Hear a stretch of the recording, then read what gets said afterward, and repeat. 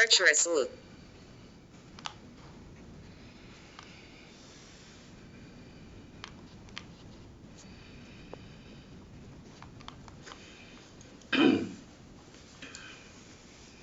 Tuloy-tuloy na po tayo.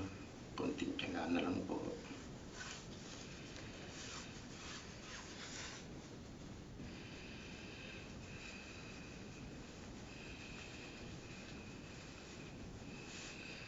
Galacia Kapitulo 5. Sa kalayaan ay pinalaya tayo ni Kristo. Magsitibay nga kayo. At huwag na kayong pasakop na muli sa mga pamatok ng pagkaalipin. Narito, akong si Pablo ay nagsasabi sa inyo na kung inyong tinatanggap ang pagtutuli ay wala kayong mapapanginabang na anuman kay Kristo. Oo, pinatotohanan kong muli sa bawat taong tumatanggap ng pagtutuli na siya ay may kautangang gumanap ng buong kautusan.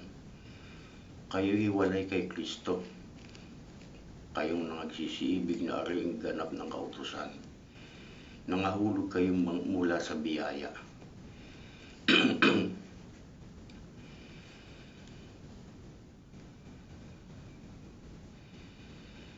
Sapagkat tayo sa pamamagitan ng Espiritu sa pananampalataya ay naghihintay ng pangako ng katwiran. Sapagkat kay Kristo Jesus, kahit ang pagtutuli ay walang kabuluhan, kahit man ang di pagtutuli, kundi ang pananampalataya na gumagawa sa pamamagitan ng pag-ibig. Nagsisitakbo kayong mabuti ng una. Sino ang gumambala sa inyo upang kayo huwag magsisunod sa katotohanan? Ang paghikayat na ito ay hindi nagmula doon sa tumawag sa inyo. Ang kaunting libadura ay nagpapakumbo ng buong limpak.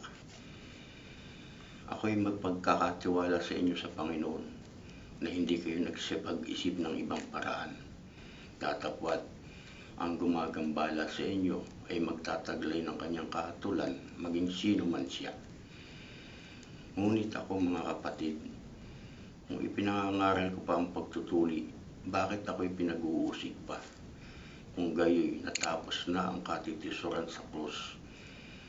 Ibig ko sana nga mga nagsisigulo sa inyo ay magsigawa ng higit sa pagtutuli, sapagkat kayo, mga kapatid, ay tinawag sa kalayaan. Huwag lamang gamitin ang inyong kalayaan upang magbigay kadahilanan sa laman, kundi sa pamamagitan ng pag-ibig ay maglingkuran kayo sa isa't isa. Sapagkat ang buong kautusan ay natutupad sa isang salita, sa makatwid ay dito: iibigin mo ang iyong kapwa na gaya ng sa iyong sarili. Datapat kung kayo-kayo rin ang nagkakagatan at nagsasakmalan, ay magsipag-ingat kayo. Baka kayo'y mga glipulan sa isa't isa.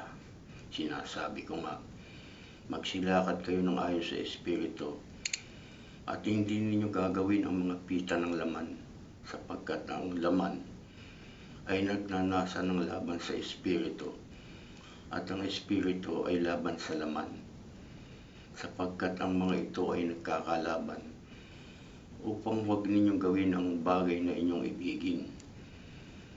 Datapat kung kayo pinapatnubayan ng Espiritu, ay wala kayo sa ilalim ng kautusan.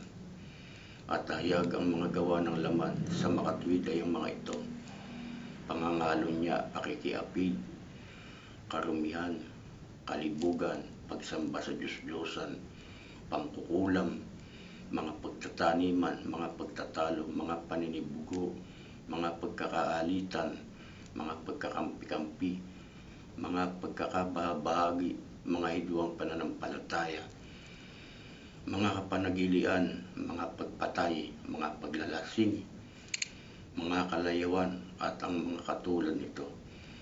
Tungkol sa mga bagay na ito ay pinagpapauna kong ipaalaala sa inyo, gaya ng aking pagpapaalaala sa inyo ng una, na ang mga nagsisipagsanay ng gayong bagay ay hindi mamana ng kaharian ng Diyos.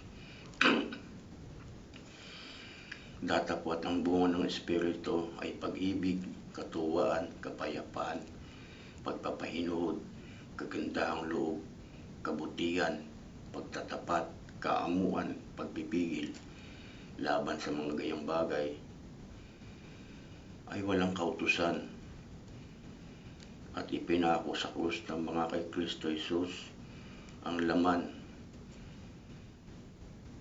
kasama ng masasamang pita